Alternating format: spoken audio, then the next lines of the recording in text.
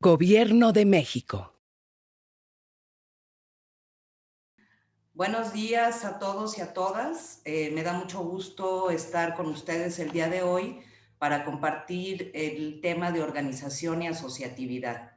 Pero antes quisiera plantear un par de aspectos que me parecen relevantes para dar una introducción, digamos, a lo que vamos a hablar hoy de organización y asociatividad. Y yo quisiera hacerlo a través de dos preguntas. La primera pregunta es, ¿por qué iniciar este ciclo de talleres con el tema de organización y asociatividad? Y la segunda pregunta es, ¿por qué hablar de estos temas en el marco del programa de desarrollo rural y de los proyectos de desarrollo territorial PRODETER, en el que representantes y miembros de unidades productivas como ustedes han realizado inversiones en activos productivos de uso colectivo? Y hago énfasis en el uso colectivo. La respuesta general a estas dos preguntas es porque la organización y la asociatividad, así como el uso colectivo o la propiedad conjunta, son temas centrales para el funcionamiento adecuado de las organizaciones y, por lo tanto, para su permanencia en el tiempo. Primero, porque generalmente confundimos la organización con la figura jurídica y pensamos que constituir una figura legal es estar organizados, y esto es falso. A lo largo del tiempo se ha observado en nuestro país, en el sector rural, que existe una cierta incapacidad de las organizaciones de productores para que permanezcan en el tiempo. Es decir, se integran los grupos, obtienen recursos para ejecutar algún proyecto productivo, se constituyen legalmente y en un plazo corto desaparecen estas organizaciones. Incluso las organizaciones que logran tener éxito económico no son duraderas. Y aquí les pregunto de nuevo, ¿cuántas organizaciones conocen o han visto nacer y morir así? Segundo, porque la propiedad conjunta o el uso colectivo de los medios de producción requiere un cambio de cultura. Y para ello es necesario romper con una serie de ideas y de creencias impuestas sobre la propiedad individual, sobre competir en lugar de cooperar para lograr juntos lo que no podemos hacer de manera individual. En general, estas ideas impuestas predominan en nuestra sociedad y si no rompemos con estos paradigmas, la organización no puede cumplir sus fines de bienestar social y económico para sus integrantes. Por esto que acabo de mencionar, es fundamental que las personas interesadas en crear una organización y ejecutar un proyecto económico reflexionen sobre lo que implica crear organizaciones que tengan bases sólidas para cumplir sus fines sociales y económicos y perdurar en el tiempo. Para hablar de este subtema, que es ventajas y desventajas de las figuras jurídicas, es importante mencionar que la formalización legal es una decisión fundamental de los integrantes de una organización y debe estar sustentada en claros y objetivos propósitos. Para ello se requiere iniciar con un proceso esencial para la Constitución, que es propiciar la participación de todos los integrantes de la organización en este análisis y en la selección de la figura jurídica, porque es la que les va a permitir cumplir con sus objetivos comunes. Este primer paso significa identificar los beneficios o ventajas de constituirse legalmente. Los que vemos aquí en esta diapositiva son algunos de los motores naturales que motivan la decisión de formalizar la organización en algún tipo de figura jurídica. Estas ventajas tienen que ver con, por ejemplo, acceder a mercados formales, ¿sí? La organización formalizada legalmente nos permite entrar a estos mercados formales, estables y de bajo o nulo riesgo. La estabilidad de una empresa formal también aumenta el grado de confianza en ello, lo que se puede traducir en varios beneficios, entre otros, la concesión de plazos para el pago, ya sea de insumos o de materias primas. La formalidad facilita también el acceso a la justicia ordinaria si se presenta cualquier inconveniente de tipo legal que tenga que ver con el desarrollo de la actividad empresarial, por ejemplo, pues la recuperación de cartera u otras. La formalidad genera también certidumbre en el cumplimiento de las obligaciones contraídas y, por lo tanto, una gran credibilidad de la empresa ante entidades financieras, por ejemplo, entre otras entidades con las que podamos tener relaciones, lo cual facilita el acceso a líneas de crédito.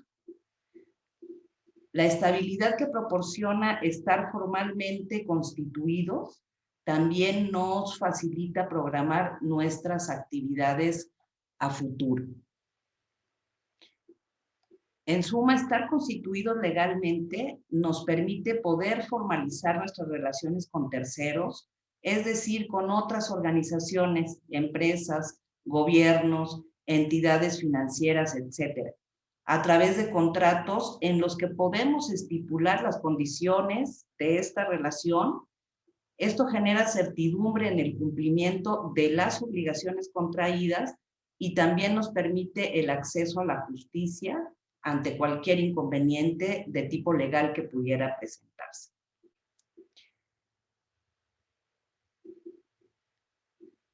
Para seleccionar, esta es una primera parte que tenemos que revisar, las ventajas y desventajas que pueden tener las figuras jurídicas. Acordar entre los socios si es el momento en que la organización requiere constituirse legalmente justamente para acceder a estas ventajas que tiene la formalización de nuestra figura jurídica. Pero para seleccionar la figura jurídica adecuada a los objetivos de nuestra organización, es conveniente ir dando los pasos que nos permitan contar con la mayor cantidad de elementos para tomar la mejor decisión. Ya vimos este primer elemento que tiene que ver con las personas que integran a la organización, con que las personas que integran a la organización decidan formalizar sus actividades con base en estas ventajas que acabamos de ver, entre otras que ustedes puedan identificar.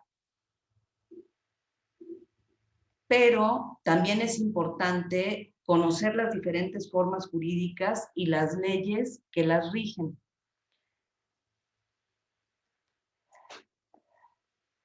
Esto quiere decir que es importante conocer cuál es el menú de posibilidades que existen para seleccionar una de las figuras jurídicas con ciertos criterios que vamos a ir revisando. Este es un primer panorama. ¿Cuáles son estas figuras en general y cuál es su marco legal? Como pueden ver en la diapositiva, hay diferentes figuras jurídicas. Están las sociedades que se rigen, por ejemplo, por la ley agraria, otras que se rigen por el Código Civil, las que se rigen por la ley de sociedades mercantiles, la ley de sociedades de solidaridad social y la ley general de sociedades cooperativas. Como productores rurales, seguramente ahorita por lo que están viendo en esta diapositiva, nos podríamos inclinar hacia las sociedades rurales. Sin embargo, es importante tomar en cuenta que todos estos tipos de sociedades se pueden constituir o conformar en el sector rural, pero no todas son adecuadas para los diferentes objetivos que las organizaciones puedan tener. Por ejemplo, las asociaciones civiles no son organizaciones económicas, por lo que no podríamos llevar a cabo actividades empresariales a través de una figura como esta. Por el contrario, las sociedades rurales no pueden conformarse en el sector urbano porque su objeto está relacionado con la producción primaria o con las actividades, con las características de los socios, como ser productores rurales. Esto lo vamos a ir explicando con más detalle. Otro caso especial son las sociedades cooperativas que vemos al final de esta tabla. Estas sociedades pueden conformarse tanto en el sector rural como en el sector urbano y nos permiten el desarrollo de cualquier actividad económica. Considerando estos criterios, podemos ir reduciendo poco a poco la lista de posibilidades hasta que podamos seleccionar una figura jurídica que sea la más adecuada para lo que queremos hacer como organización y como empresa. Aquí estamos todavía en un panorama general y vamos a ir viendo criterios más específicos que nos permitan seleccionar la figura jurídica. En esta siguiente diapositiva, lo que les quiero mostrar es el proceso constitutivo, el proceso general que aplica para cualquier figura jurídica. Como pueden ver, el primer paso es seleccionar la figura con base en una serie de criterios que vamos a ir viendo. La segunda fase son las acciones y los trámites que tenemos que hacer previos a la Constitución. La tercera fase es la que corresponde ya a la integración de nuestra acta constitutiva y de nuestros estatutos. La cuarta fase es la protocolización de nuestra acta constitutiva, los registros que tenemos que hacer y el otorgar los poderes a los representantes de nuestra organización. Y la última fase es el inicio de operaciones, que en esta plática no lo vamos a abordar con detalle. Vamos a abordar básicamente de la etapa 1 a la etapa 4 de este proceso constitutivo. Para explicar estos elementos, quiero empezar por el capital social, aunque está en el centro de la diapositiva, pero es importante para comprender después el tema del régimen de responsabilidad. Entonces, como podemos ver en la diapositiva, el capital social o patrimonio de la cooperativa da cuenta del compromiso de las personas socias ante las relaciones económicas de las cooperativas con personas físicas o morales fuera de ellas. Es decir, que nos hacemos responsables de manera solidaria con la cooperativa. También las personas integrantes de la organización deciden el valor de un certificado de aportación y cada persona debe suscribir y pagar al menos un certificado de aportación. ¿Cómo podemos hacer estas aportaciones? Se pueden hacer en efectivo, se pueden hacer en bienes o también en trabajo. Y van a estar representadas estas aportaciones por certificados que serán nominativos, indivisibles y de igual valor. Aquí en esta imagen podemos ver el ejemplo de un certificado de aportación de la cooperativa Buen Vivir, sociedad cooperativa de responsabilidad limitada de capital variable. Es el nombre completo de la cooperativa en el certificado de aportación. Y se menciona que se otorga este certificado a favor de Juanita Pérez, Fabricio Mejía, de la persona a la que se le vaya a otorgar el certificado, por eso decimos que es nominativo, con un valor de 250 pesos, por ejemplo, o el monto que hayan decidido que tenga cada uno de los certificados de aportación. Y finalmente su fecha y la firma, normalmente pues del Consejo de Administración, presidente, secretario, tesorero, vocal, etcétera, las personas que tengan que firmar este certificado. Una pregunta que surge aquí comúnmente es si un socio puede aportar voluntariamente más de un certificado. La respuesta es sí, pero hay que tomar en cuenta que las decisiones se toman por persona. Un socio, un voto. Recordemos que las cooperativas son organizaciones democráticas. Entonces, independientemente de la aportación a capital que haya hecho cada socio, las decisiones se toman por persona. Otra pregunta que es frecuente cuando hablamos del capital social es qué pasa si un socio fallece.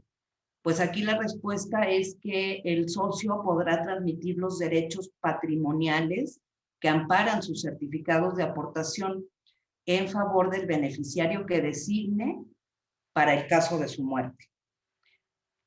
En las bases constitutivas de la sociedad cooperativa debemos determinar los requisitos para que también se le puedan conferir derechos al socio, al beneficiario, para adherirse a la sociedad cooperativa, para ser socio.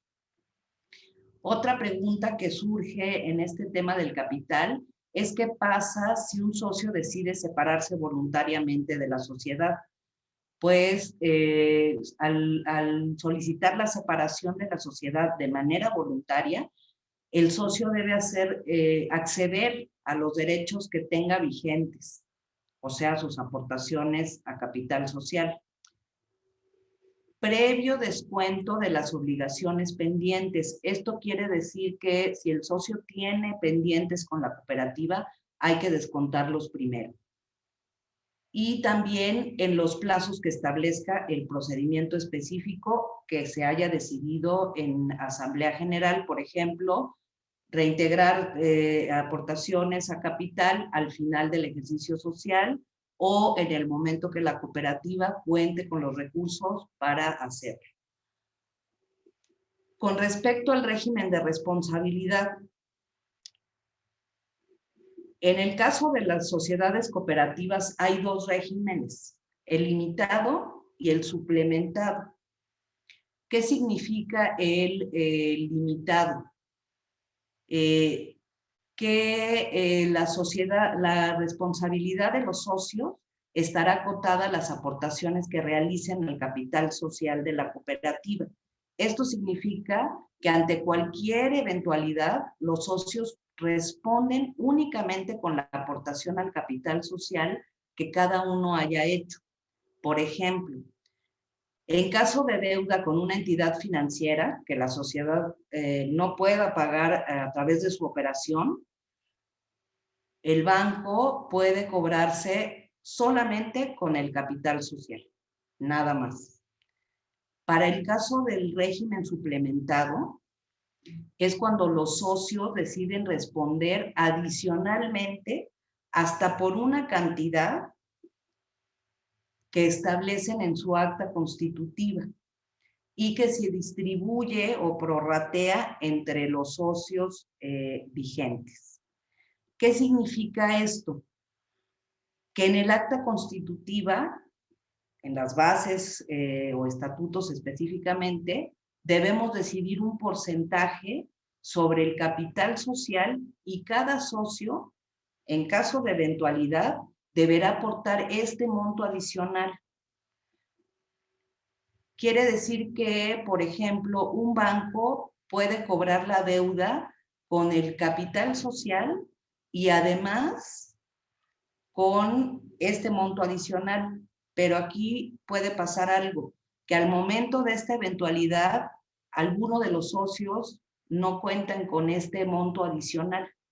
Entonces, lo que sí puede pasar es que el banco se cobre incluso con algún bien del socio, con algún bien que cubra el monto adicional acordado, ¿sí? Entonces, es importante tener en cuenta el tipo de régimen de responsabilidad que va a tomar la sociedad cooperativa. Con respecto a, bueno, un elemento más. ¿Qué debemos considerar para elegir una u otra forma de responsabilidad? Primero, mirar del lado de los socios su capacidad para asumir riesgos más allá de la aportación directa. Y también hay que mirar del lado de las personas físicas y morales con las que tienen relaciones comerciales, la confianza y el trato que tienen hacia la cooperativa en función del tamaño y tipo de negocio.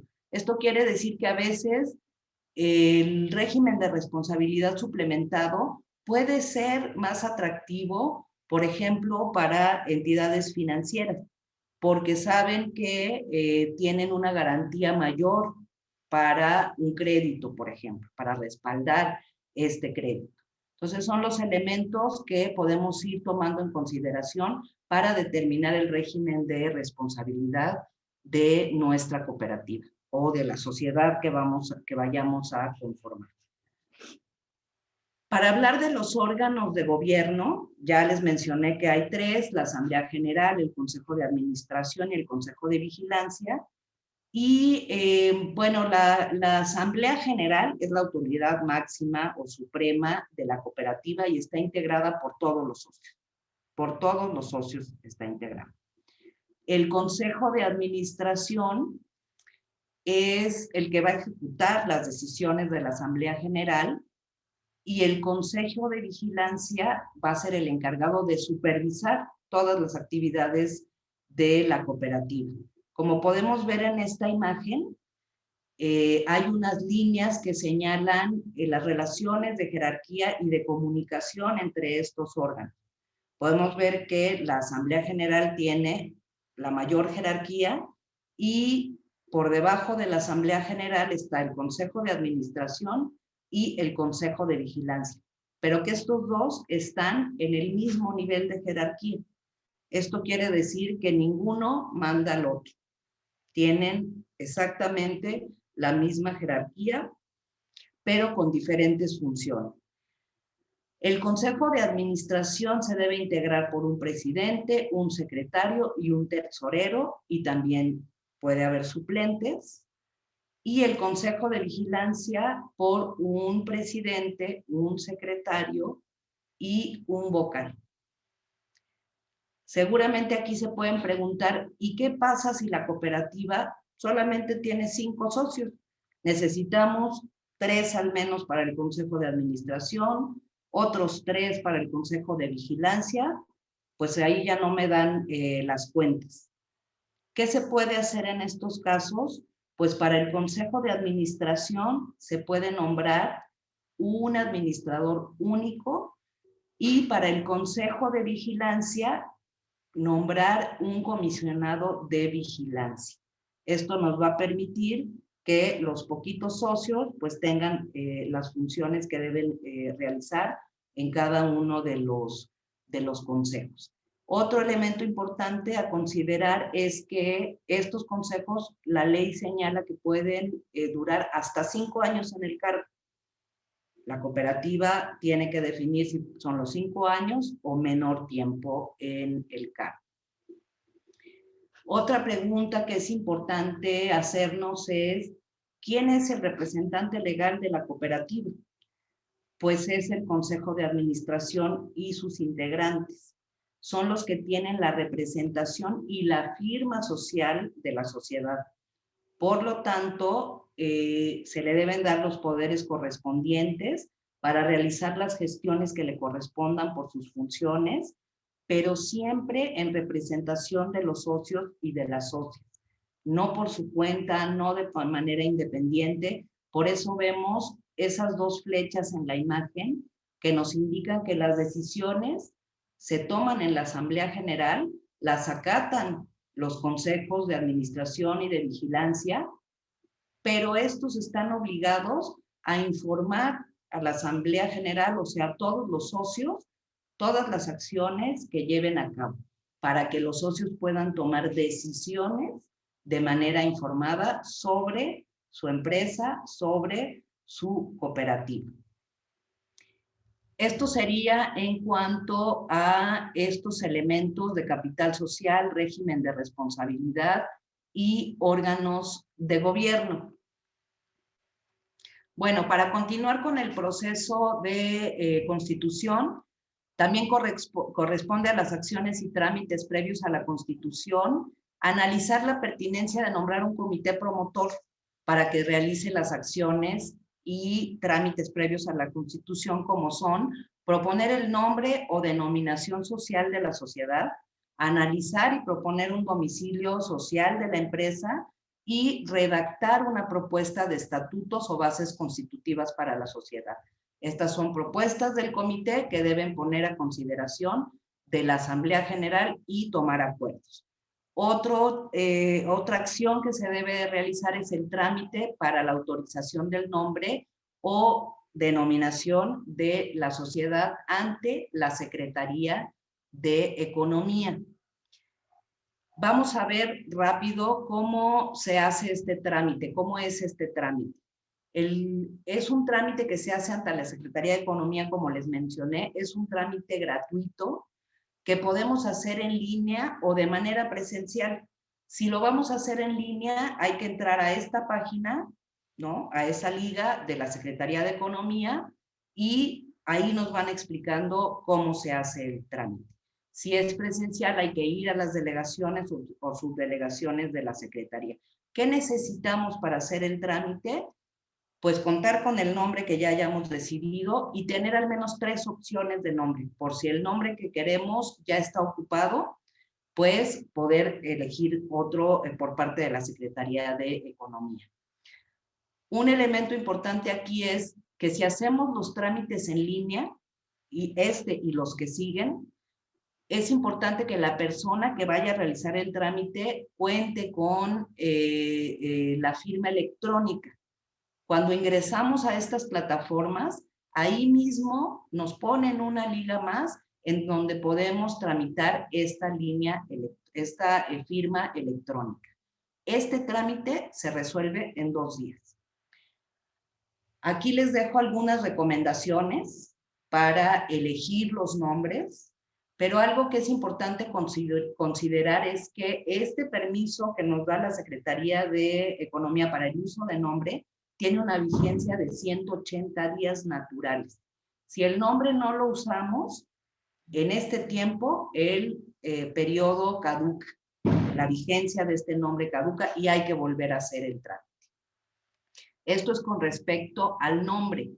Para el tema del domicilio social, solamente decirles que es importante considerar tener este domicilio bien identificado, porque es donde nos van a encontrar las autoridades, a los representantes de la sociedad, van a encontrar los documentos legales y contables de la sociedad, en el caso que se requiera hacer cualquier tipo de inspección. Ahí también la sociedad puede recibir notificaciones, cualquier tipo de correspondencia de carácter oficial y además este domicilio es el que queda registrado ante el Servicio de Administración Tributaria, el SAT, y ahorita vamos a ver también por qué es importante contar con esto. Y les dejo también algunas otras recomendaciones o temas que debemos prever con relación al domicilio de la sociedad. Aquí, bueno, pues seguimos en esta fase 2 y otra de las acciones que tenemos que realizar o que tiene que realizar este comité en caso de que lo nombremos es un proyecto de estatutos o de bases constitutivas. Decimos que es un proyecto porque lo realizan, puede ser el comité que hayamos nombrado, o puede ser que ya esta parte la dejemos en manos de un notario, por ejemplo, y que nuestra acta constitutiva la desarrolle este notario, pero con la información que nosotros le vamos a dar de nuestra organización. Como podemos ver, las bases constitutivas son las normas que van a regir a todos los socios y nos van a obligar, son como las políticas de la organización. Entonces es importante que o bien las hagamos nosotros mismos o bien, en caso de que un notario las haga, pues las revisemos, las ajustemos y las dejemos ya como un documento final en nuestras bases. Esta es la estructura general para cualquier estatuto o bases constitutivas. Son los elementos que debemos incorporar y tener en cuenta, poner los procedimientos, los requisitos, etcétera, adaptar estos elementos a nuestras bases constitutivas. Este es el caso también de la estructura de bases constitutivas de una cooperativa. Para el caso del acta constitutiva y los estatutos, una vez que ya obtuvimos la autorización del nombre o la denominación por parte de la Secretaría de Economía, hay que elaborar y aprobar el acta constitutiva en una asamblea constitutiva, tal cual la ley nos lo marca, en una asamblea constitutiva. Hay dos pasos, la preparación de la asamblea y la celebración de la asamblea. ¿Qué hay que considerar para la preparación de la asamblea? Pues que se establezca el domicilio donde se va a llevar a cabo la asamblea constitutiva y hay que emitir una convocatoria que integre el día, el domicilio, la hora y los requisitos de identificación de los integrantes de la organización o de los interesados en participar en la organización. Y también hay que invitar a un fedatario público que certifique la asamblea y ratifique las huellas o las firmas de las personas que van a integrar la cooperativa. Al momento de celebrar la asamblea, hay que nombrar escrutadores, que son las personas que contabilizan los votos. Hay que nombrar a un secretario o una secretaria de actas y designar a las personas que van a llevar a cabo los otros trámites, como son la protocolización y el registro de la figura jurídica. En la asamblea se aprueba la constitución de la figura jurídica, los estatutos, su organigrama, todos los elementos que hemos venido viendo se aprueban en esta asamblea. Y finalmente se genera un acta o se levanta un acta que debe contener los datos generales de los fundadores, el nombre de las personas que hayan resultado electas para integrar por primera vez consejos y comisiones y las bases constitutivas. Por eso es importante trabajar previamente todos estos elementos antes de celebrar la asamblea constitutiva. Con este paso concluimos esta fase 2. De hecho, entramos a la fase 4, perdón.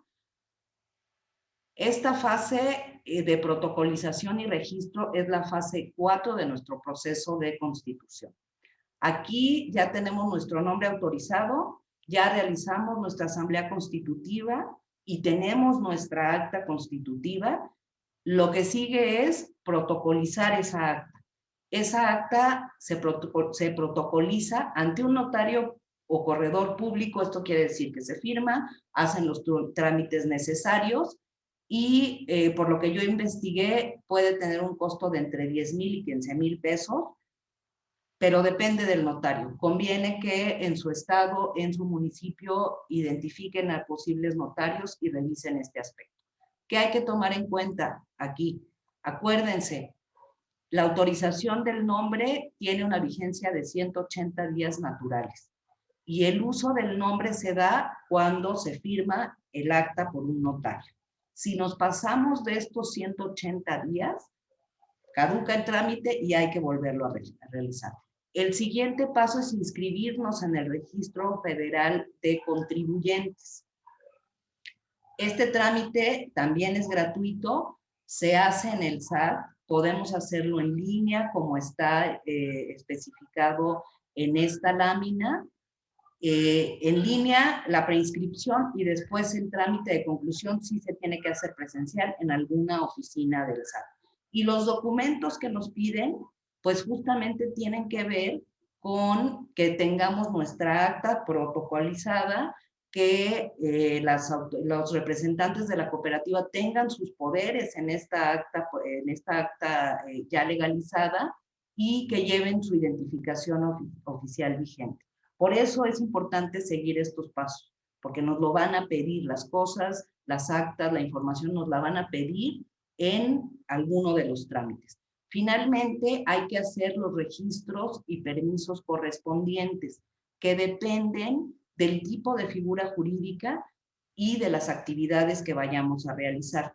Por ejemplo, inscribirnos ante el Registro Agrario Nacional en el caso de las sociedades rurales, en el Registro Público de la Propiedad es otro trámite que tenemos que hacer, y en el caso de los tipos de proyectos, pues definir si se necesitan derechos sobre el uso de agua y hacer el registro correspondiente, o si necesitamos hacer registros de marcas, de patentes ante el INPI, bueno, pues hay que identificar y hacer estos registros para cada una de las sociedades que vayamos a conformar. Con esto finalizamos el proceso de protocolización y registros, de explicarlo. ¿Cuáles son? Solamente para explicar con un poco más de detalle cuáles son las obligaciones fiscales en el caso de las cooperativas. Ya vimos que podemos entrar a estas plataformas del SAT principalmente y informarnos sobre la inscripción al RFC, pero también empezar a ver cuáles son nuestras obligaciones fiscales y empezar a ser contribuyentes. Aquí les dejo algunos datos de los tiempos en que debemos hacer esta inscripción al RFC, que puede ser uno al momento de la firma del acta, el propio notario nos puede hacer el trámite, o si no lo hacemos así, pues tenemos unos 10 días para hacer el trámite después de la protocolización.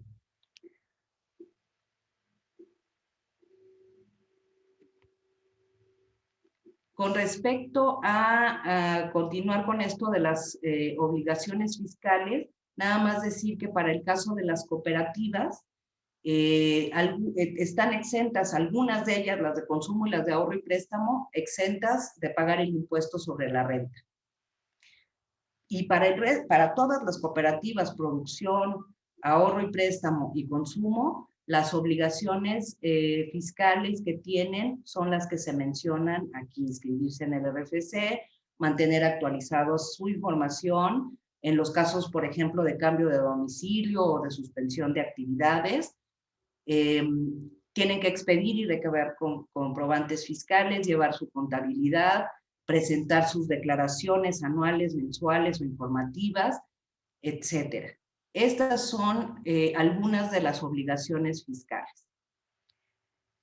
Para concluir ya este tema de la constitución legal de las organizaciones, nada más concluir con que las principales dificultades que hemos identificado para las organizaciones son: la primera, que es confundir organización con figura jurídica, que ya lo vimos; que muchas veces desempeñan funciones que no concuerdan con la finalidad para la cual fueron creadas, y por lo tanto elegimos la figura jurídica equivocada, desconocemos el marco legal de cada figura.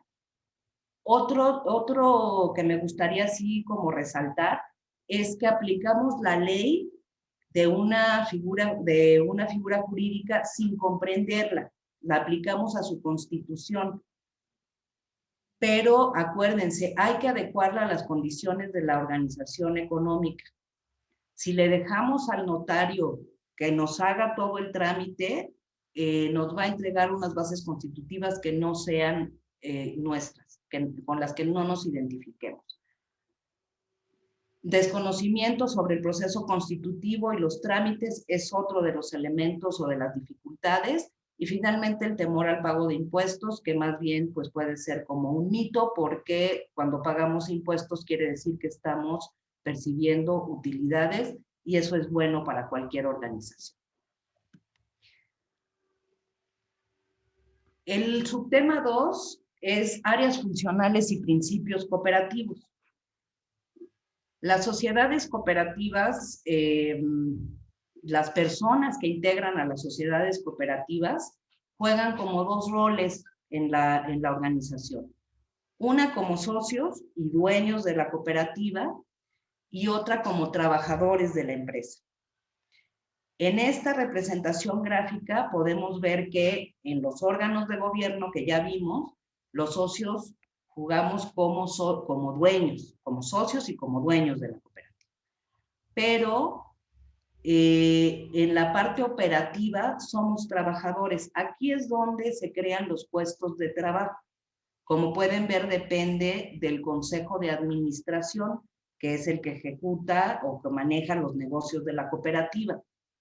Esta estructura operativa o áreas funcionales tiene que diseñarse acorde a las actividades que desarrollen las cooperativas o las organizaciones y crean los puestos de trabajo. Entonces, si tenemos una cooperativa de producción, pues tendremos que tener una área de compras, una de producción, una de ventas, etcétera. Cada sociedad debe definir su área operativa y es la que crea los puestos de trabajo o dónde se crean los puestos de trabajo. Si vemos una cooperativa grande, aquí ya podemos identificar que esta parte operativa es más amplia, que hay más puestos de trabajo, ¿sí? Por ejemplo, administración y finanzas, pues ya tiene otros puestos, otras áreas en operación. Así podemos ver las diferentes áreas que se pueden crear. Y aquí es importante mencionar que cuando una cooperativa crece y vemos ya un tamaño como este, más grande, la operación de esta cooperativa significa que nos puede ya empezar a dar rendimientos, utilidades o beneficios para que estas organizaciones creen sus fondos sociales, que son en concreto donde se traduce la ayuda mutua, la cooperación, el beneficio a los socios de la cooperativa. Estos fondos pueden ser de educación, de prestaciones a socios o de programas sociales. Voy a seguir retomando este elemento para hablar de los principios cooperativos. El acto de cooperar tiene que ver o está referido a la ayuda mutua, a la solidaridad, a la responsabilidad compartida. Esto puede sonar como un poco romántico en estos términos. Sin embargo, como les decía, se tiene que traducir en mecanismos concretos de beneficio para los socios a través de los fondos sociales. Además de poder tener un trabajo, ¿no? De estar trabajando en alguna de las áreas operativas, pues los socios tienen beneficios, como educación y capacitación, tener un fondo de retiro, por ejemplo, para las personas socias, tener becas para los hijos de los socios, apoyos para gastos funerarios, reforestación comunitaria, etcétera. La asamblea va decidiendo qué fondos y qué beneficios necesitan los socios. O sea, depende de las necesidades de los integrantes de la cooperativa. Bueno, para el caso de una cooperativa, para que funcione adecuadamente, tiene unas bases que son sus reglas de oro y que son los principios cooperativos. Son 8 principios: libertad de asociación y retiro voluntario de los socios, son organizaciones abiertas a cualquier persona interesada en participar en una cooperativa. Son de administración democrática, esto quiere decir que los socios controlan su cooperativa, son quienes deciden las políticas y la dirección de la cooperativa. Está limitada, o el tercer principio es limitación de intereses a algunas aportaciones de los socios que si así se pactara, que tiene que ver si algún socio decide hacer una aportación voluntaria, pero siempre considerando que las decisiones se toman por persona. Un socio, un voto. Otro de los principios es el fomento a la educación cooperativa y a la educación en la economía social. Las cooperativas están obligadas a brindar educación y entrenamiento primero a sus socios, pero también hacia la comunidad en donde está la cooperativa. Hablar de cooperativa, hablar de economía social y formar a las personas en esta cultura que es diferente o que es muy específica. El séptimo principio es el respeto al derecho individual de los socios de pertenecer a cualquier partido político o asociación religiosa. Este no necesita mayor explicación, pero es importante que en nuestras organizaciones comentemos estos principios y entendamos sus significados y el significado para nosotros. Y finalmente, la promoción...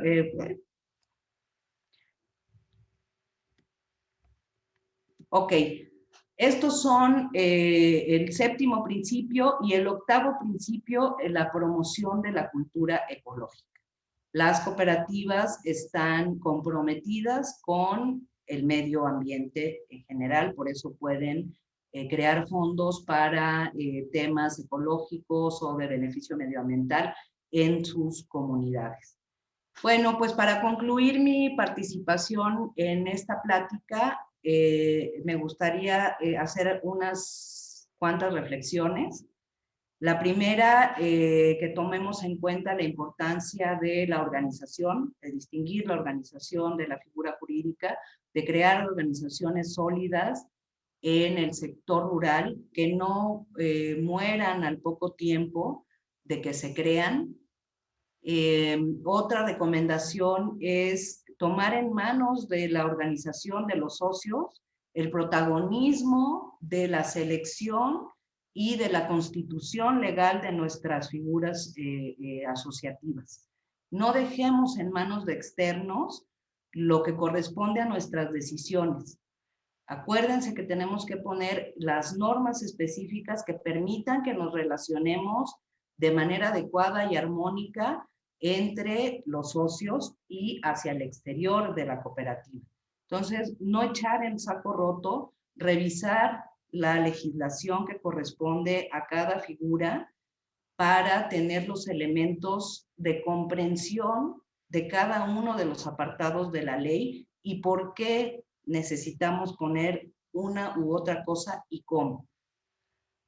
Básicamente, pues serían las recomendaciones que yo les haría o las conclusiones con las que me gustaría finalizar esta presentación y pues agradecerles su paciencia y su atención.